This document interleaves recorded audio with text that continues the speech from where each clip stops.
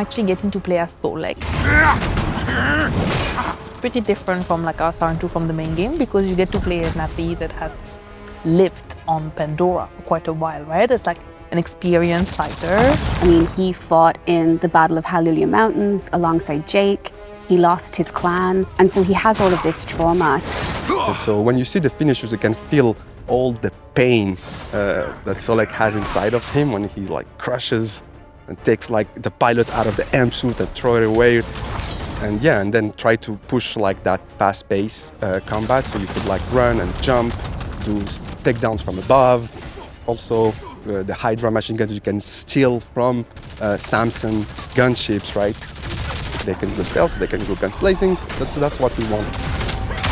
And so that opened up opportunities for new features, like Warrior Senses. He channels that energy from like taking out his enemies and the anger that he feels for the game.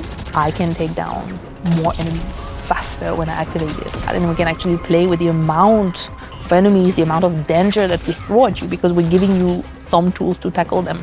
Part of why this fight is so personal for him is he will not lose another family. Like, he will fight to the very end. We also see that bond between him and his Ikran, Ile, because his first Ikran died in the Battle of Hallelujah Mountains as well. You can use your Ikran, we call it the Ikran pickup, and you can switch between ground combat and Ikran combat whenever you want. Having Navi as an enemy is very much a new kind of threat.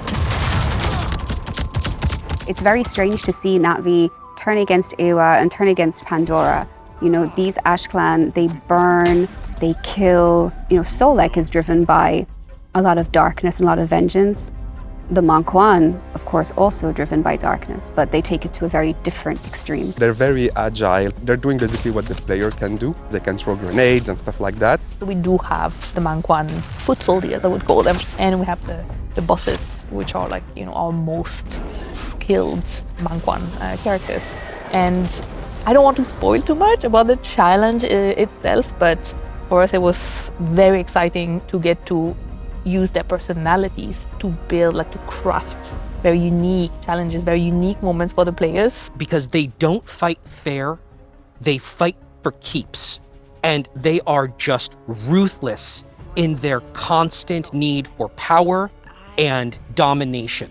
We at Lightstorm and our massive partners really worked very hard to pull together that marrying of what you're going to be seeing on screen on 12/19 and the expansion from the Ashes on the same day. This had always been the dream, is to ensure that we could have these two pieces of content sort of complement one another and speak the same language. So we've been building for years this beautiful, magnificent world, and now we have a task to like actually, well, okay, how do we change it, transform it to support this the story, right? How do we burn it down? How do we twist it? So it was like a bittersweet experience, right? We wanted also to feel more the scale of the world, to give that option to the players to play in third person and to see their character. It was a very challenging thing to do in such like a short time. And I'm just like super proud of what the team actually managed to deliver, because we did even more than what we thought we would do.